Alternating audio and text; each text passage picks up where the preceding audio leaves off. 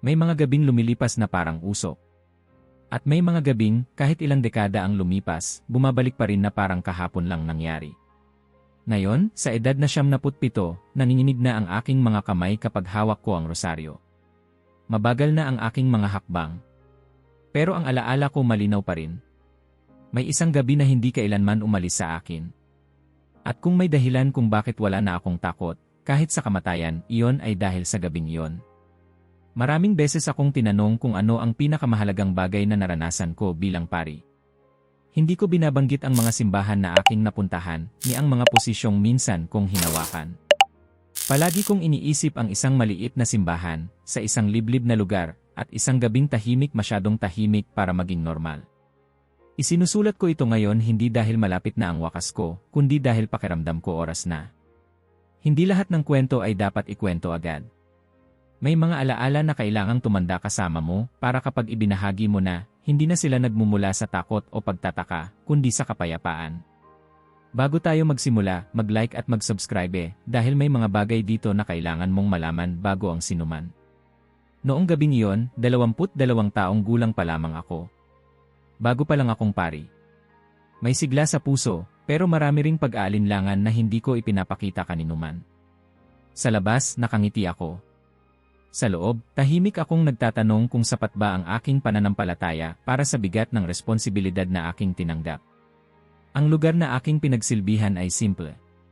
Mga bukirin, daang lupa, at mga bahay na tila mas sanay sa katahimikan kaysa sa ingay. Ang simbahan ay hindi malaki. Walang marmol, walang gintong palamuti. Kahoy ang mga bangko at ang pinto ay mabigat, luma, at palaging may kaunting ingay kapag binubuksan. Pero para sa mga tao roon, iyon ang pinakaligtas na lugar sa mundo. Sa altar, naroon ang imahe ng Birheng Maria. Luma na, may bakas ng panahon. Hindi perpekto ang pagkakayari, pero minamahal. Maraming henerasyon ang lumaki na tinitingala ang mukha niyang payapa. May mga ina na doon umiyak, may mga ama na doon nagdasal ng palihim, at may mga bata na doon unang natutong magtiwala. Noong gabing iyon, ramdam ko na iba ang lahat. Hindi ko maipaliwanag kung paano, pero may bigat sa hangin. Bago magsimula ang misa, lumapit ako sa altar ng mag-isa. Lumuhod ako at pumikit. Panginoon, bulong ko, turuan mo akong maging pari na kailangan nila. At saka ko dinugtungan, halos pabulong, inay gabayan mo kami. Isa-isa nang dumating ang mga tao. Tahimik silang pumapasok, gumagawa ng tanda ng krus, at umuupo na parang may dalang hindi kayang bitawan. May mga batang mahigpit ang kapit sa kamay ng kanilang mga ina. May mga matatandang mas piniling umupo malapit sa altar, para bang mas ligtas doon. Nang magsimula ang misa, normal ang lahat sa unang tingin. Ang mga kandila ay banayad ang liwanag. Walang hangin. Walang ingay sa labas. Pero habang tumatagal, parang mas humahaba ang bawat sandali. Ang mga dasal ay mas mabagal. Ang mga mata ng mga tao ay mas gising kaysa dati. Napansin ko ang isang lalaki sa ikatlong bangko. Hindi siya mapakali. Paulit-ulit niyang hinahaplos ang rosaryo niya. Isang ina naman ang yumuko at may ibinulong sa anak niya. Hindi ko narinig ang salita, pero nakita ko ang takot sa kilos. Padre, may bumulong sa akin bago ang misa, salamat po at nandito kayo ngayong gabi. Umiti ako noon. Ngayon ko lang naintindihan kung gaano kabigat ang ibig sabihin ng mga salitang iyon. Habang nagpapatuloy ang seremonya, may kakaibang pakiramdam sa aking dibdib. Hindi ito sakit. Hindi rin takot. Para itong babala na walang tinig. Para bang may nagsasabing, mag-ingat ka. Manatili kang gising. Tumingin ako sa imahe ng Birheng Maria. Ang mukha niya ay tulad ng dati, payapa, tahimik. Pero sa sandaling iyon, may kung anong katiyakan akong naramdaman. Parang may nangyayaring hindi ko pa nakikita, pero naroon na. At doon ko naisip, hindi matatapos ang gabing ito tulad ng inaasahan namin. Hindi ko pa alam kung ano ang mangyayari. Hindi ko pa alam kung bakit kami naroon lahat sa eksaktong oras na yon. Pero sa kaibuturan ng aking puso, may isang malinaw na pakiramdam, anuman ang papalapit, hindi ito basta pagsubok. Isa itong sandali na magbabago sa lahat, lalo na sa akin. At habang nagsisimula akong bigkasin ang mga susunod na dasal, hindi ko alam na ang katahimikan sa loob ng simbahan ay hindi kawalan ng tunog, kundi paghahanda. Paghahanda para sa isang gabi na hindi kailanman ako iiwan. 22 taong gulang ako noon. Bata pa sa mata ng marami at sa totoo lang, bata rin sa loob. May suot akong kasuotang pari, may hawak na Biblia, at may mga salitang paulit-ulit kong binibigkas araw-araw, pero may mga gabi na tinatanong ko ang sarili ko kung talagang handa na ba ako. Hindi ko yon sinasabi kahit kanino. Hindi sa obispo.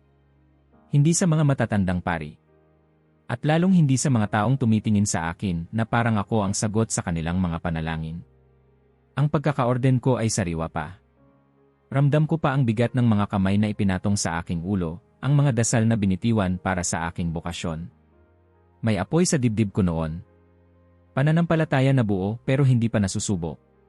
Parang ilaw na maliwanag pero hindi pa hinahampas ng hangin. Ang bayang aking pinuntahan ay malayo sa lungsod. Wala roong malalaking gusali, wala ring balita na dumarating agad. Ang mga araw ay sinusukat sa pagsikat at paglubog ng araw, sa ani at tagtuyot, sa tunog ng kampana ng simbahan. Pero kahit ganoon kasimple ang buhay, may kakaibang bigat sa hangin noong mga panahong iyon. Hindi lantaran ang takot. Walang sumisigaw. Walang umiiyak sa gitna ng daan. Pero naroon ito, tulad ng anino na palaging sumusunod. Mas maagang isinasara ang mga bintana. Mas mahigpit ang yakap ng mga magulang sa kanilang mga anak. May mga pag-uusap na biglang humihina kapag may ibang dumadaan. Napansin ko yon agad kahit bago pa ako tuluyang makilala ng mga tao. Padre, pasensya na po kung simple lang ang simbahan natin, sabi ng isang matandang lalaki sa akin noong unang araw ko. Umiti siya pero may lungkot sa mga mata. Hindi po yon ang mahalaga, sagot ko. At totoo yon. Hindi ko lang alam noon kung gaano kalaki ang magiging papel ng simpleng simbahang iyon. Ang simbahan ay nasa gitna ng bayan, parang puso na patuloy na tumitibok kahit pagod na ang katawan. Doon nagtatagpo ang lahat tuwing linggo, tuwing may kasal, binyag o libing. At noong mga gabing tila mas mabigat ang katahimikan, doon din sila pumupunta. Napansin kong mas dumami ang mga dumadalo sa mga misa sa gabi. Hindi sila pala salita. Hindi rin sila nagtatanong. Umuupo lang sila, tahimik, hawak ang rosaryo na parang huling lubid na hindi nila kayang bitawan.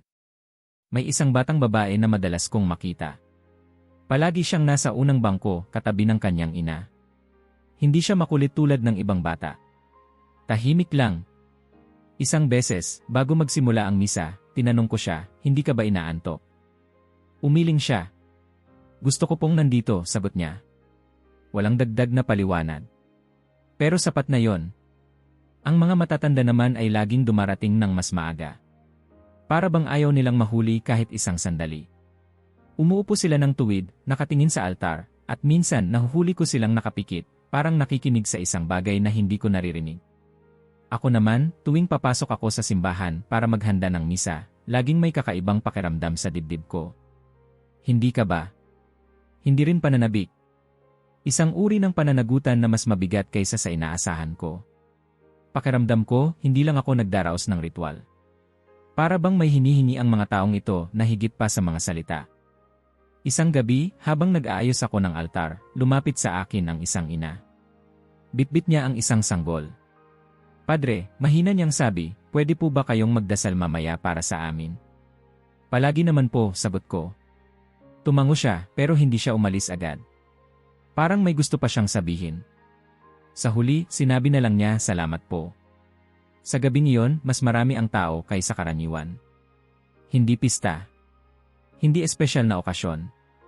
Pero puno ang simbahan. May mga nakatayo sa likod. May mga batang tahimik na tahimik, parang ramdam nilang hindi ito ordinaryong gabi. Habang nagsisimula ang misa, napansin ko ang sarili kong mas mabagal gumalaw. Mas maingat. Parang bawat kilos ay may bigat. Tumingin ako sa mga mukha ng mga tao. May pag-asa roon. Pero may takot din, hindi takot sa akin. Hindi takot sa Diyos. Takot sa isang bagay na hindi nila kayang pangalanan. At doon ko naunawaan, kahit bahagya pa lamang, ang misa na yon ay hindi lang para sa pananampalataya. Isa itong panangga. Isang panalangin na sabay-sabay nilang binibigkas, kahit walang salita. May isang sandali bago ako magsimulang magsalita na naramdaman kong lahat sila ay nakatingin sa akin. Hindi bilang isang tao, kundi bilang simbolo. Bilang isang pangako na hindi sila nag-iisa. Napalunok ako. Sa loob-loob ko, gusto kong sabihin, ako rin ay natatakot. Pero hindi ko yon ginawa. Umiti ako. At nagsimula. Habang umuusad ang misa, may mga maliliit na bagay na napansin ko. Isang kandila na biglang kumislot ang apoy kahit walang hangin. Isang tunog mula sa kisam na parang may gumalaw pero walang nakakita kung ano. Isang katahimikan na masyadong buo, masyadong sabay-sabay. May lalaking biglang tumingin sa likod, parang may narinig. May batang napahawak ng mas mahigpit sa kamay ng kanyang ina. Walang nagsalita. Walang umalis. Parang may hindi nakikitang kasunduan na manatili. Sa gitna ng lahat ng iyon, tumingin ulit ako sa imahe ng Birheng Maria. Palagi ko siyang tinitingnan tuwing misa, pero noong gabing iyon, iba. Parang may sinasabi ang kanyang katahimikan. Hindi babala. Hindi rin pangako.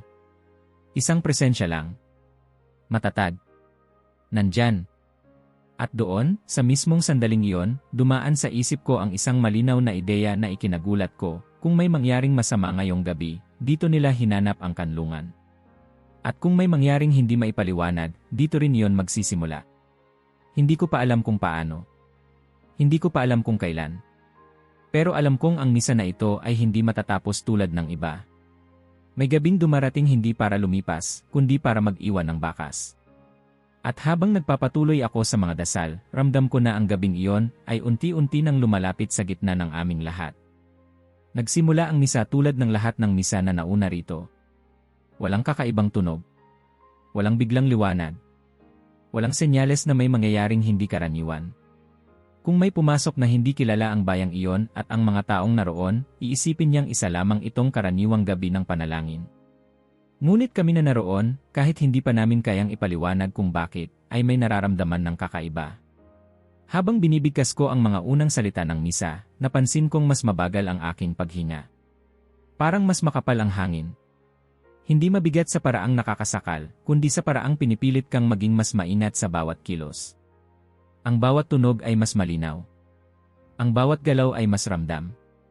Ang mga bangko ay puno. Walang gumagalaw ng walang dahilan. Ang mga bata ay tahimik, isang bagay na bihira sa isang maliit na bayan. Ang mga matatanda ay tuwid ang upo, parang ayaw palampasin kahit isang sandali. May mga rosaryong mahigpit ang kapit, parang natatakot silang mahulog kahit saglit. Habang nagbabasa ako ng mga dasal, naramdaman kong may kung anong nagbago sa ritmo ng lahat. Ang oras ay parang bumagal. Ang mga segundo ay humahaba. Ang katahimikan sa pagitan ng mga salita ay nagiging mas mahalaga kaysa sa mismong mga salita. May sandaling napahinto ako ng bahagya. Hindi dahil nakalimutan ko ang susunod na linya, kundi dahil may biglang bumigat sa aking dibdib. Hindi sakit. Hindi kaba. Isang presensya na hindi ko makita pero malinaw kong nararamdaman. Padre, may mahinang bulong mula sa unahang bangko. Napatingin ako. Isang matandang babae ang nakatingala sa akin. Hindi siya nagtatanong. Parang tinitiyak lang niyang naroon pa rin ako. Tumango ako sa kanya ng bahagya. Bumalik siya sa pagdarasal. Nagpatuloy ako. Habang umuusad ang misa, napansin ko ang mga kandila. Hindi sila namamatay. Hindi rin sila kumikislap ng marahas. Pero ang kanilang apoy ay tila mas buhay. Mas tuwid. Parang may sinusundan silang ritmo na hindi ko marinig. May isang sandali na may marahang tunog mula sa kisam. Isang mahinang langit-ngit. Hindi sapat para magulat ang lahat, pero sapat para sabay-sabay na umangat ang ilang ulo. Walang nagsalita. Walang umalis. Parang napagkasunduan naming huwag pansinin. Pero hindi iyon ang huling beses. Habang binibigkas ko ang susunod na dasal, ramdam kong mas maraming mata ang nakatingin sa akin. Hindi ako nakatingin sa kanila, pero alam ko. Ang pakiramdam na yon ay malinaw. Hindi paghuhusga. Hindi pag-aalinlangan. Isang uri ng paghihintay. Tumingin ako sa imahe ng Birheng Maria. Palagi ko siyang tinitingnan tuwing misa. Isa na itong nakasanayan. Pero ngayong gabi parang iba. Ang kanyang mukha ay payapa pa rin. Walang bakas ng takot. Walang tensyon. At doon nagsimula ang kakaibang kontrast. Habang ang buong simbahan ay tila naghihigpit ng paghinga, siya ay nananatiling tahimik, buo at matatag. Parang may sinasabi ang kanyang katahimikan kahit walang salita. Padre, malamig po ba? May bulong na tanong mula sa isang bata sa tabi ng kanyang ina. Hindi, anak, mahina niyang sagot. Tahimik lang. Tahimik lang. Pero hindi karaniwang katahimikan. Habang papalapit ang misa sa mas banal na bahagi, mas lalong bumibigat ang pakiramdam. Ang aking mga kamay ay bahagyang nanginginig. Hindi ko yon pinapansin. Hindi ko gustong mapansin ng iba. Pinagtuunan ko ng pansin ang aking mga salita, ang aking paghinga, ang aking pagtayo. Ngunit sa loob-loob ko, may tanong na paulit-ulit bumabalik, bakit ganito ang pakiramdam ko? Hindi ito takot. Hindi rin pananabik. Isa itong malinaw na pakiramdam na may nangyayaring mas malaki kaysa sa amin. Na ang gabing ito ay hindi lang bahagi ng aming buhay, kundi bahagi ng isang sandaling itinakda na. May isang lalaki sa likod ang biglang umubo, tapos agad humingi ng paumanhin sa pamamagitan ng pagyuko. Parang natakot siyang makasira ng katahimikan. Walang sumagot. Walang tumingin sa kanya ng masama. Pero ramdam ko ang sama-samang pagnanais na manatiling tahimik. Habang naglalakad ako patungo sa gitna ng altar, napansin kong mas mabigat ang bawat hakbang. Hindi sa pisikal na paraan, kundi sa pakiramdam na parang may responsibilidad ang bawat galaw. Parang bawat hakbang ay may kahulugan na hindi ko pa lubos na nauunawaan. Muli akong tumingin sa Birheng Maria. Sa sandaling iyon, parang mas malinaw ang kanyang mga mata. Hindi dahil nagbago ang liwanag, kundi dahil nagbago ang aking pagtingin. May katiyakan doon. Isang uri ng katiyakan na hindi nagmumula sa pangako, kundi sa presensya. Manatili ka, bulong ko sa aking sarili. Manatili kang matatag. Hindi ko alam kung kanino ko sinasabi yon. Sa aking sarili ba? Sa mga tao? O sa isang bagay na hindi ko pa kayang pangalanan? Habang binibigkas ko ang mga huling salita bago ang pinakabanal na bahagi ng misa, ang katahimikan ay naging halos pisikal. Parang pwedeng hawakan. Parang pwedeng mabasag kung hindi ka mag-ingat. Walang gumagalaw. Walang umiinik. Kahit ang mga bata ay tila nakalimot na huminga. At doon ko naunawaan ang isang bagay na hindi ko pa naranasan noon, may mga katahimikan na hindi kawalan ng tunog, kundi babala. Hindi sa paraang nagbabanta, kundi sa paraang naghahanda. May mangyayari. Hindi ko pa alam kung ano. Hindi ko pa alam kung paano. Ngunit ang aking katawan, ang aking puso, at ang buong simbahan ay tila sabay-sabay na naghihintay. At sa gitna ng katahimikang iyon, habang ang tingin ko ay nakapako sa altar at ang presensya ng Birheng Maria ay tila mas malinaw kaysa dati, naramdaman ko na ang sandaling iyon ay papalapit na sa mismong hangganan, sa puntong wala ng urungan. Ang misa ay nagpapatuloy. Ngunit ang gabi, tahimik at mabigat, ay tila humihinga ng malalim, naghahanda sa susunod na mangyayari. Dumating ang misa sa sandaling iyon na palaging itinuturing na pinakatahimik, pinakabanal, at pinakasensitibo. Ang sandaling kahit ang mga bata ay parang likas na alam na hindi dapat gumalaw. Ang sandaling ang bawat mata ay bumababa, ang bawat ulo ay yumuyuko, at ang bawat puso ay tila mas malinaw na naririnig ang sariling tibok. Lumapit ako sa altar ng marahan. Hindi dahil kailangan, kundi dahil pakiramdam ko ay hindi dapat madaliin ang anumang kilos. Ang hangin ay kakaiba. Hindi malamig. Hindi mainit. Ngunit may bigat. Parang may humahawak sa dibdib ko mula sa loob, hindi para pigilan, kundi para ipaalala na naroon ako sa isang sandaling hindi karaniwan. Habang inaabot ko ang banal na sisidlan, naramdaman ko ang bahagyang panginginig ng aking mga kamay. Hindi ko yon ikinahiya. Hindi ko rin pinigilan. Sa halip, tinanggap ko ito. Sa aking isip, malinaw ang isang kaisipan, manatili kang gising. Manatili kang narito. Ang simbahan ay napakatahimik. Wala ni isang ubo. Wala ni isang galaw ng paa. Kahit ang kahoy na sahig, na karaniwang may sariling mga tunog, ay tila tumigil sa paghinga. Parang ang buong lugar ay nakikinig. At doon nagsimula ang unang pagbabago. Hindi ito biglaan. Hindi ito marahas. Isa lamang itong banayad na kilos sa hangin. Isang haplos na halos hindi maramdaman, ngunit sapat para mapansin. Ang apoy ng mga kandila ay bahagyang yumuko, lahat sila, sabay-sabay. Hindi isang kandila lang. Hindi dalawa. Lahat. May isang babae sa ikalawang hanay ang bahagyang napasinghap. Agad niyang tinakpan ang bibig niya, parang natatakot na ang kanyang hininga ay makasira sa kung anong nangyayari. Walang tumingin sa kanya. Walang sinisi. Lahat ay nakatuon sa altar, o sa mga kandila, o sa kung anong hindi nila makita, ngunit malinaw nilang nararamdaman. Hindi galing sa pintuan ang hangin. Hindi rin galing sa mga bintana. Alam ko iyon dahil kilala ko ang simbahang iyon. Alam ko kung saan dumadaan ang hangin at alam ko kung kailan ito natural. Ngunit ang hangin na iyon ay parang nagmumula sa loob mismo ng simbahan. Hindi ito umiihip ng walang direksyon. May galaw ito. May layunin. Ang mga pahina ng mga aklat dasal ay bahagyang gumalaw. Ang mga kasuotang-suot namin ay umalon ng marahan. Walang nahulog. Walang natumba. Parang may kamay na dumaan, maingat, kontrolado. Narinig ko ang isang mahinang bulungan mula sa likuran.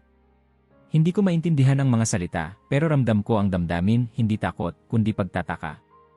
Isang uri ng pagkamangha na hindi pa handang maging salita. Padre, may mahinang tinig na nagsalita. Hindi ko nakita kung sino. Hindi ko rin hinanap. Alam kong hindi iyon tanong.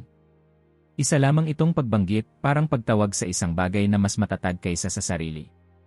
Nanatili akong nakatayo, hawak ang banal na sisidlan, at sa sandaling iyon, isang malinaw na pakiramdam ang dumaan sa akin, huwag kang titigil.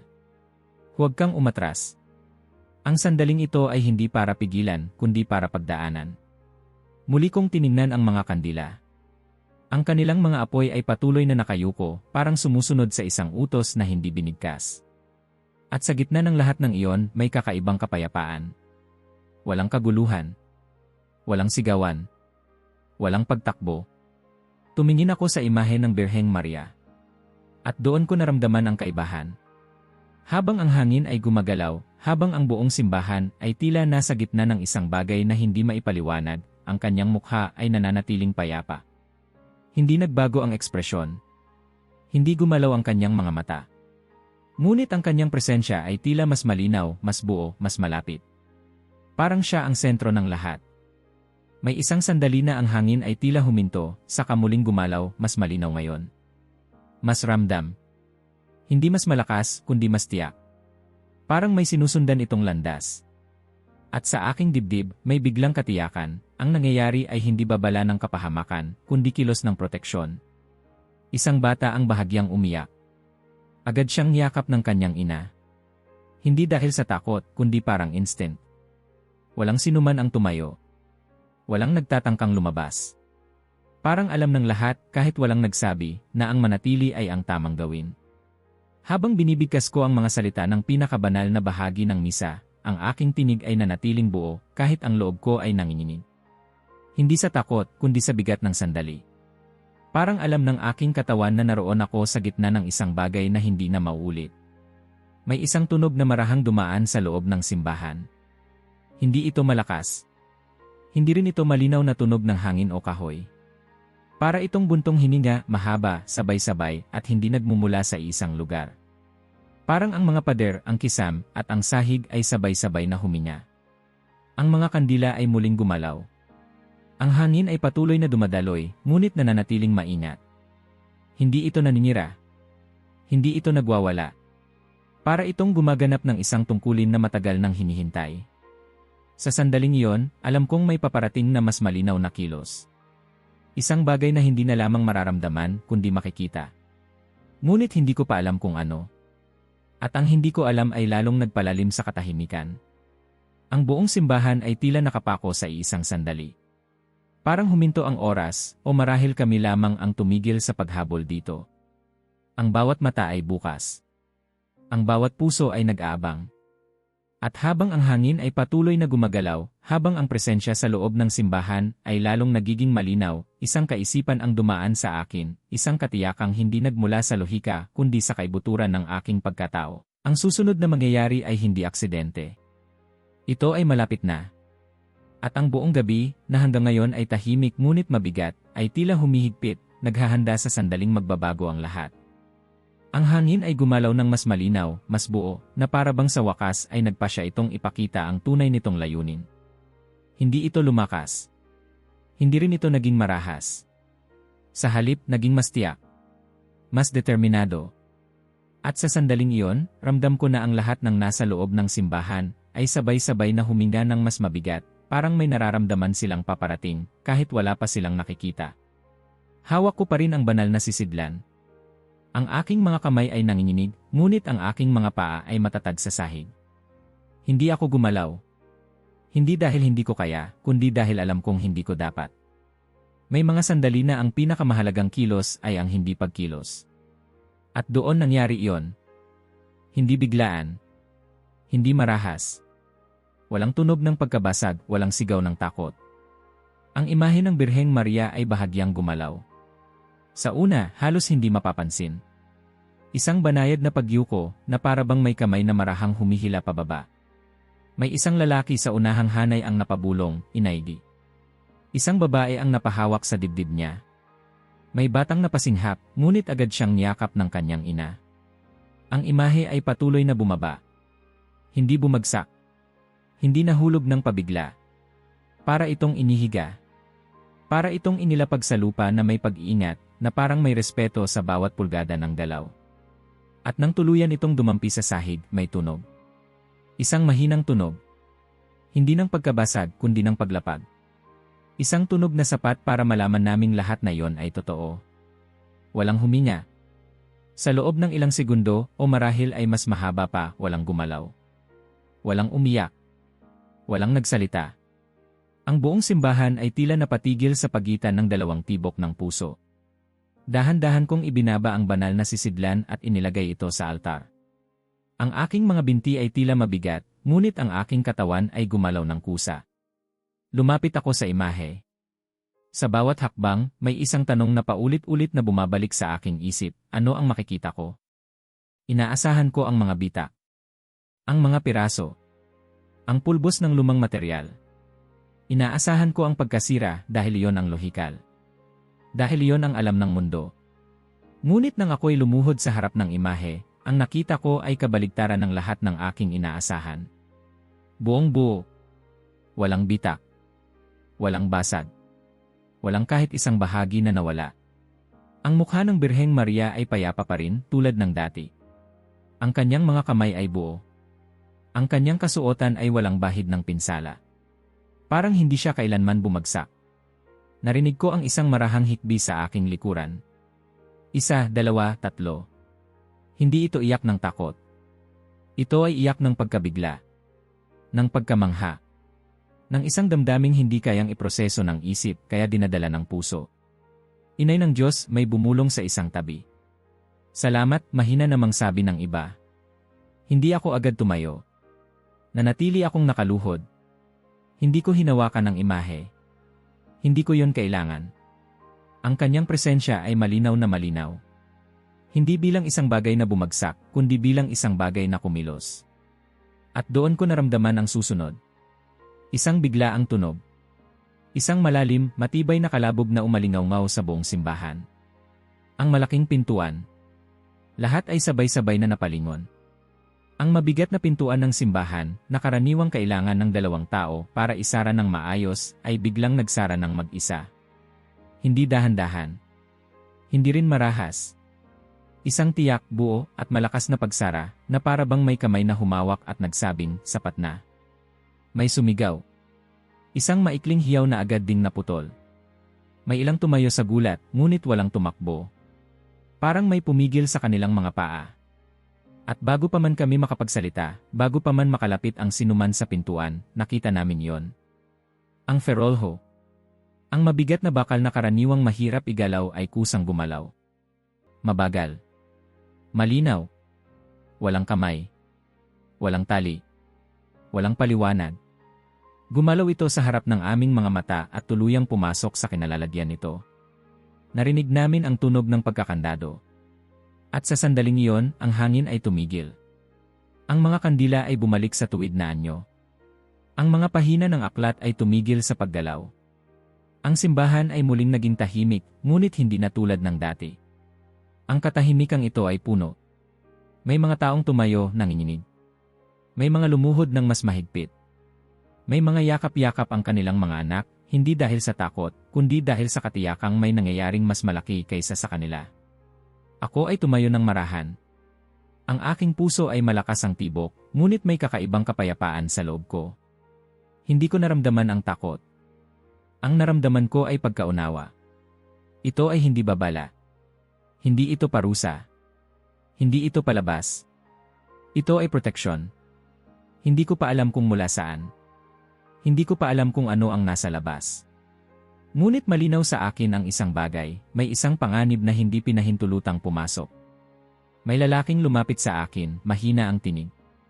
Padre, may nakita po kaming galaw sa labas kanina. Hindi ko siya tinanong ng detalye. Hindi ko kailangang malaman agad. Tumango lang ako.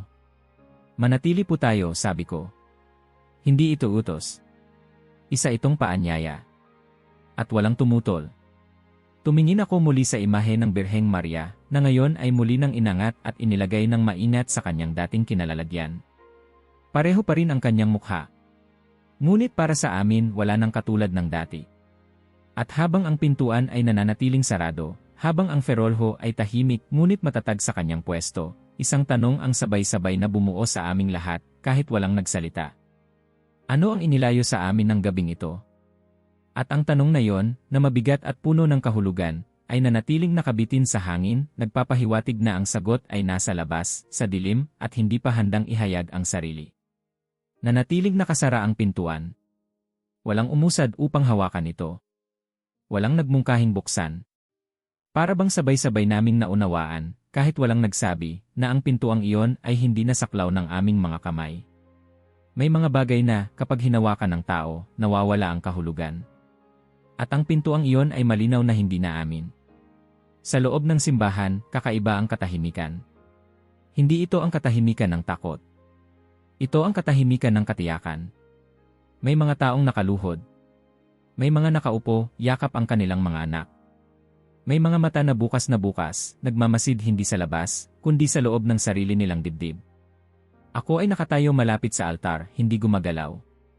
Ramdam ko ang tibok ng aking puso, ngunit hindi ito magulo. Para bang may kamay na marahang humahawak dito, sinasabing narito ka. Ligtas ka. May isang mahinang tunog mula sa labas. Isang yapak. Hindi ito malakas. Hindi rin malinaw. Ngunit sapat upang mapatingin ang ilang tao sa direksyon ng pintuan.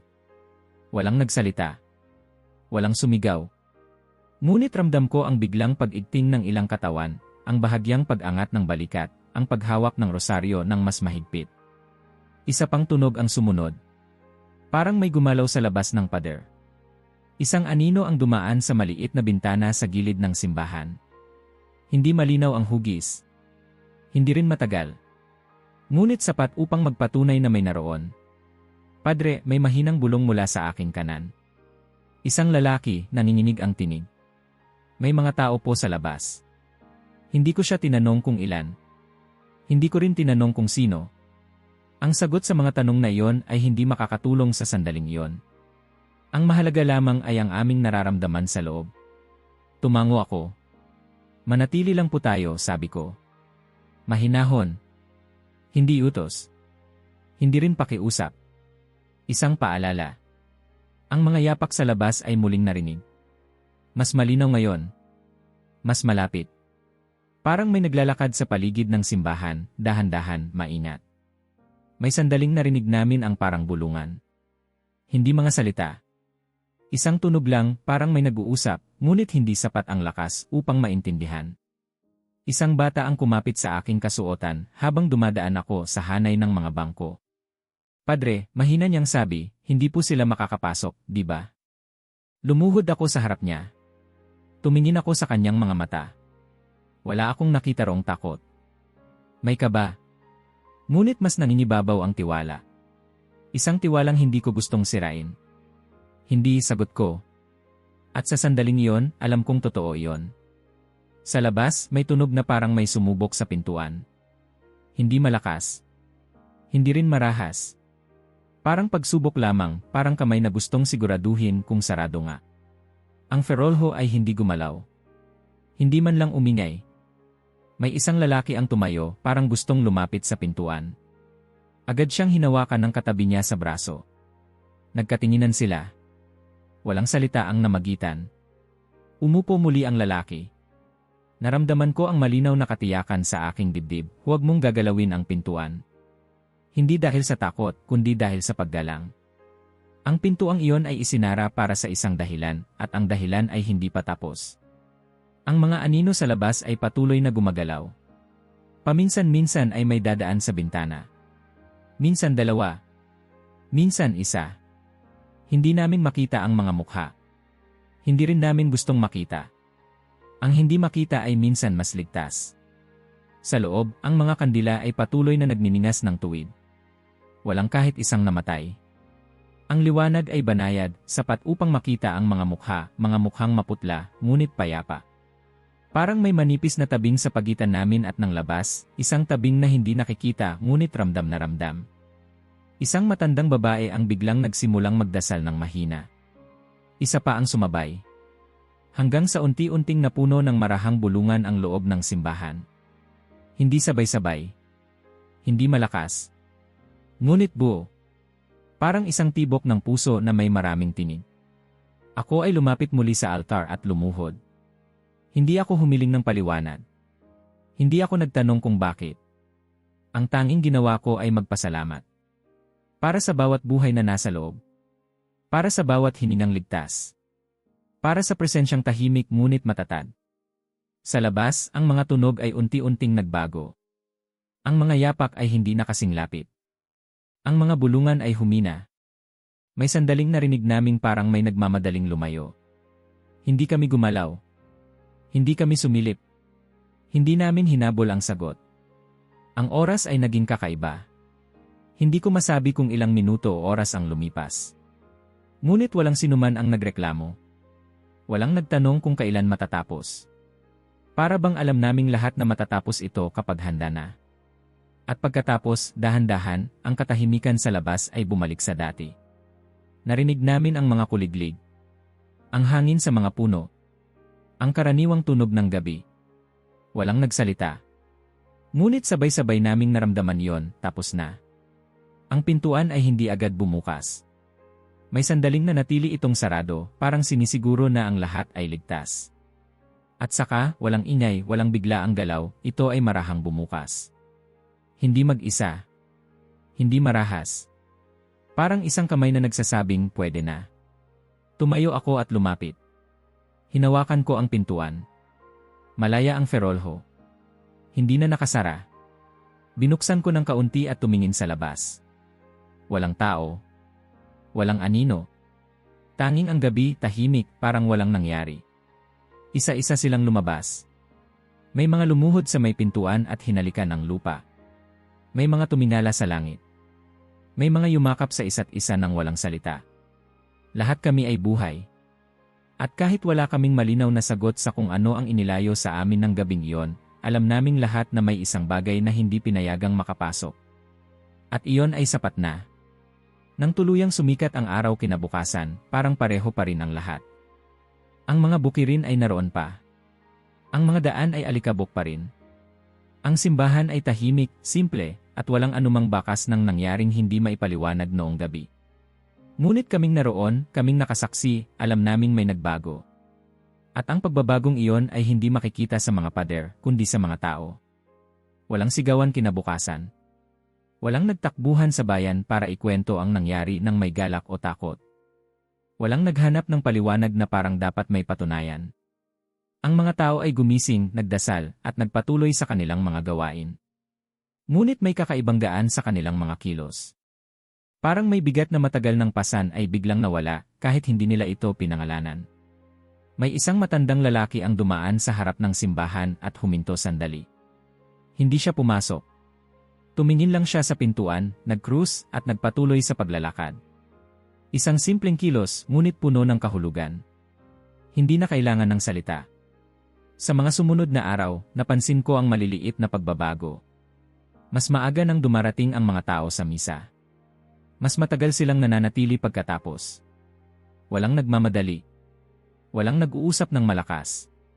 Para bang may takot silang masira ang katahimikan na kanilang natagpuan. May mga bulaklak na biglang lumilitaw sa harap ng imahe ng Birheng Maria. Walang umaamin kung sino ang nagdala. Isang araw may sariwa. Kinabukasan may bago na naman. Hindi ito alay ng takot, kundi pasasalamat. Ramdam iyon sa paraan ng paglalagay, maingat, tahimik, halos parang yakap. May mga ina na lumalapit sa akin pagkatapos ng misa. Hindi para magtanong tungkol sa nangyari, kundi para magpasalamat. Padre, sabi ng isa, mas mahimbing na po ang tulog ng mga bata. Hindi ko tinanong kung bakit. Umiti lang ako. May mga lalaki ring nagbago. Ang dating tahimik at sarado ay mas handang tumulong. May mga bangkong inayos sa simbahan nang walang nagsabi. May mga bitak sa pader na kusa nilang inayos. Walang proyekto. Walang anunsyo. Basta nangyari na lang. At ako rin ay nagbago. Hindi ito biglaan. Hindi isang malinaw na sandali ng kaliwanagan. Isa itong dahan-dahang pag-unawa. Parang unti-unting paglilinaw ng isang salamin na matagal nang may hamog. Dumating ako sa bayang iyon bilang isang batang pari na may kaalaman, may sigla, ngunit may mga tanong. Pagkatapos ng gabing iyon, nanatili pa rin ang mga tanong, ngunit may kasama na silang tiwala. Hindi ko na kailangang maintindihan ang lahat para magpatuloy. Natutunan kong may mga sandaling ang pinakamahalagang papel ng isang pari ay ang manatili, hindi para magpaliwanag, kundi para sumama. May mga taong nagtangkang magtanong tungkol sa gabing iyon. Maingat akong sumagot. Hindi ako nagdagdag. Hindi rin ako nagbawas. Hindi ko ginawang kwento ng kababalaghan. Sinabi ko lang ang totoo, kami ay pinrotektahan. At sapat na yon. Hindi namin hinanap ang pansin. Walang dumating na mga tao mula sa malalayong lugar para makita ang pintuan. Walang pagbabago sa istruktura ng simbahan. Ang kabanalan ay nanatiling tahimik tulad ng paraan ng pagdating nito. Lumipas ang mga taon. May mga batang nakita ko noong gabing iyon na lumaki, nag-asawa, at nagkaroon ng sariling mga anak. May mga matatandang kasama namin noon na pumanaw ng payapa. Tuwing may libing, ramdam ko ang kakaibang kapanatagan ng komunidad. May lungkot, ngunit walang kawalan ng pag-asa. Parang may katiyakang ang bawat pagtatapos ay may tangan ding pag-aruga. Ako ay naitalaga sa ibang mga lugar kalaunan. Mas malalaking simbahan. Mas maraming tao. Mas maraming ingay. Ngunit dala ko ang gabing iyon saan man ako magpunta. Hindi bilang alaala ng takot, kundi bilang paalala ng katahimikan. May mga sandali sa aking paglilingkod na ako ay napagod. May mga panahong kinwestiyon ko ang sarili ko.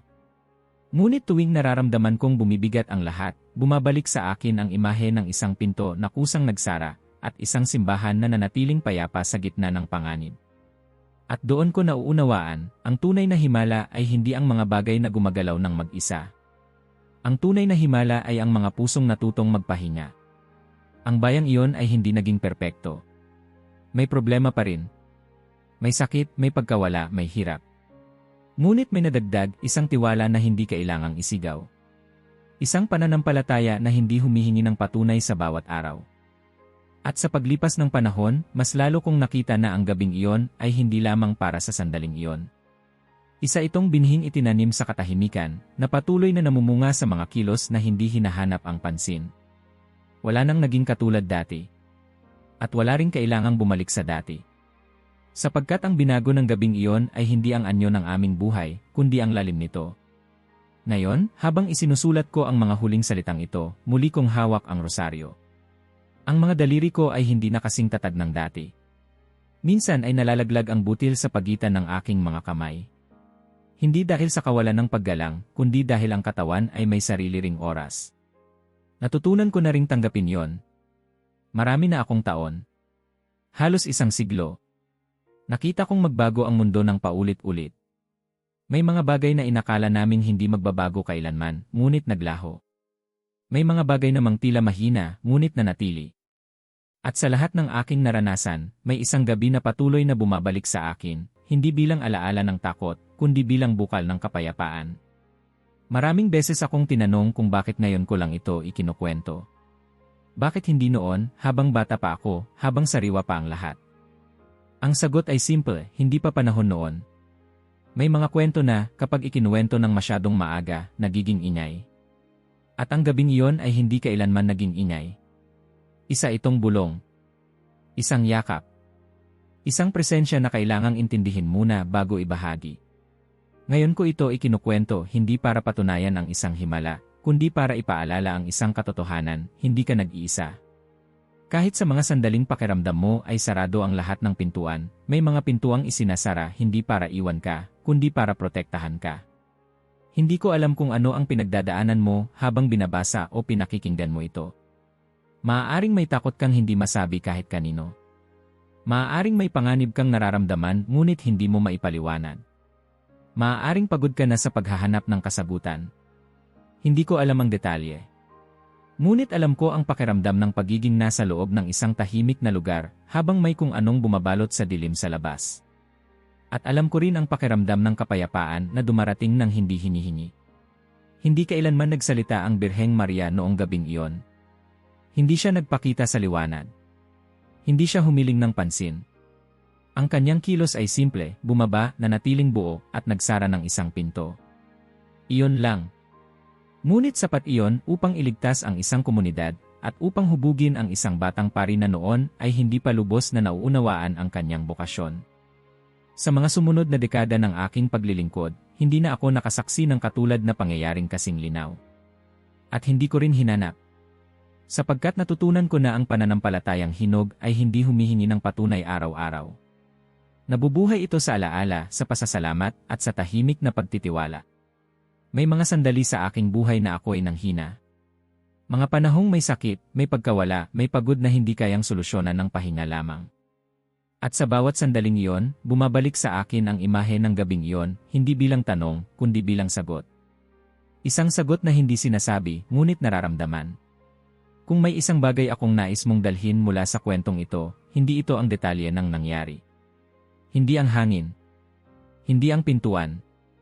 Kundi ang katiyakan na may mga sandaling ang langit ay kumikilos ng tahimik, at ang layunin nito ay hindi para gulatin ka, kundi para bantayan ka. Marami pang ganitong kwento. Hindi lahat ay ikinukwento. Hindi lahat ay naitatala. May mga nangyayari sa maliliit na lugar, sa mga taong hindi kilala, sa mga gabing walang saksi. At marahil, ikaw mismo ay may ganitong kwento, isang sandali na hindi mo lubos na maipaliwanag, ngunit alam mong may umalalay sa'yo. Kung gayon, pakinggan mo yon. Huwag mong maliitin. Ang mga ganitong sandali ay hindi humihingi ng paliwanag. Humihingi lamang sila ng pag-alala. Habang papalapit ang huling yugto ng aking buhay, hindi ako natatakot. Hindi dahil sigurado ako sa lahat ng sagot, kundi dahil natutunan kong magtiwala. Natutunan kong kapag may pintuang nagsara, hindi ito laging tanda ng pagkawala. Minsan, ito ay tanda ng pag-aruga. At kung ang kwentong ito ay umabot sa iyo, ang tanging paanyaya ko ay ito, manatili kang gising.